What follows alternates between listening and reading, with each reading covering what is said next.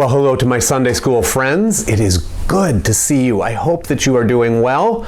We have wonderful stories today and coming up, and I am glad that we're going to keep going. We're going to go right through the summer.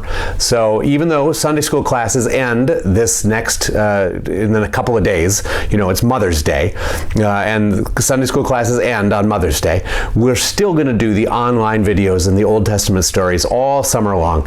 So you and your family, your parents, your grandparents, your brothers and sisters can watch these stories and learn from God's Word. And I am always glad when you ask me questions, when you send me pictures. It's a wonderful thing. So we're going to talk about, remember last time, the Jews got taken captive by the Chaldeans. They got brought up to Babylon. Their king and most of the good people got brought up there, remember, and they wept on the road and they were afraid. God sent prophets to comfort them, to tell them what to do during their time away from their home. The temple was destroyed. The walls of Jerusalem were destroyed. But Jeremiah sent them messages from God that if they would keep God's law, God would bring them home someday. Ezekiel, remember, told the people in Babylon that they should just obey God and God would bring them home someday. But now we have some stories about, what happened during that time when they were in Babylon. So the Jews get brought up to Babylon, and the king of the Babylonians, Nebuchadnezzar, isn't that a great name? Nebuchadnezzar wanted to spread these people out in his empire, and he wanted his empire to be blessed by the wisdom and the understanding of the Jews, and he wanted to teach them the ways of the Babylonians, right? That this is the way that the Babylonians never had to fight the same group twice, that when they conquered someone, they made them members of the citizens of the empire. And they merged them together.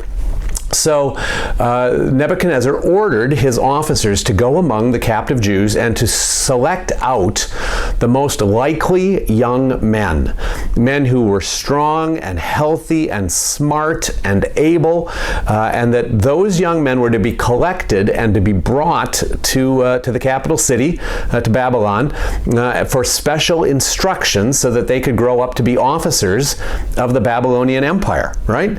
And a young man named Daniel and 3 of his friends were selected among these boys. And I don't know how many were selected. Was it dozens? Was it hundreds? I don't know. But the most likely, the most intelligent, the most healthy young men were sorted out, and they were brought to Babylon.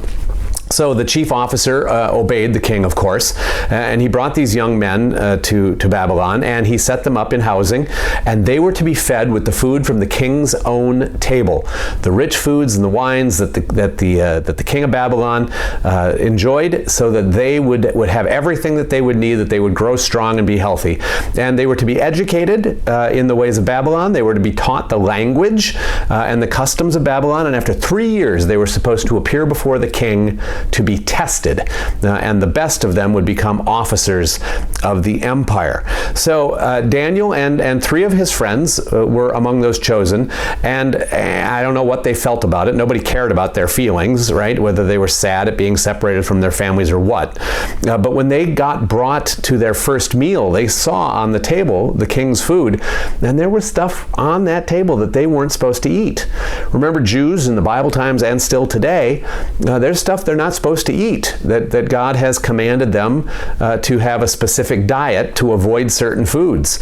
And there was food on that table they weren't to eat. And they went to the officer boldly, bravely, and they said, God says we shouldn't eat that stuff. Can you please just give us vegetables and water and good wholesome food that we're allowed to eat? Now, they were very polite in it, but they were trusting that if they obeyed God's laws, God would take care of them, right? And the officer, he listened to them and he explained to them that he had been commanded by the king to give them this food, and that if he brought them to the king in 3 years and they looked even a little less healthy than the other boys, the king would punish this officer, might even kill him. And Daniel said to him, we don't want that. We don't want that. How about this? let's do an experiment. For 10 days, you bring us wholesome food, good vegetables, let us drink water, let us eat and drink the way that God has commanded us, the Jews, to eat and drink.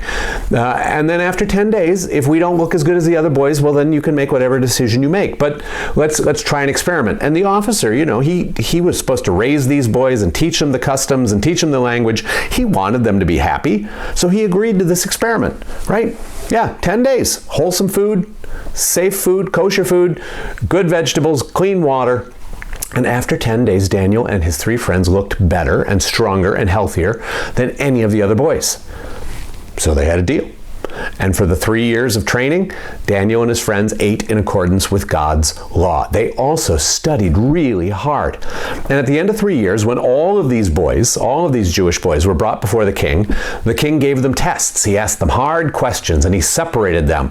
And he discovered that Daniel and his 3 friends were by far the wisest of all of the boys, that they were wiser, in fact, and smarter than many of the king's own officers that he had right now. And so he gave them positions of honor in his empire, and they lived and served in the Babylonian Empire for many, many, many years. All right, so that's where we are now. We're going to find out adventures of Daniel and his friends in Babylon for the next several weeks, and now you know the background, that they trusted God, they did what God commanded, and God blessed them and gave them places of honor. You take care. Look forward to hearing from you. Bye-bye.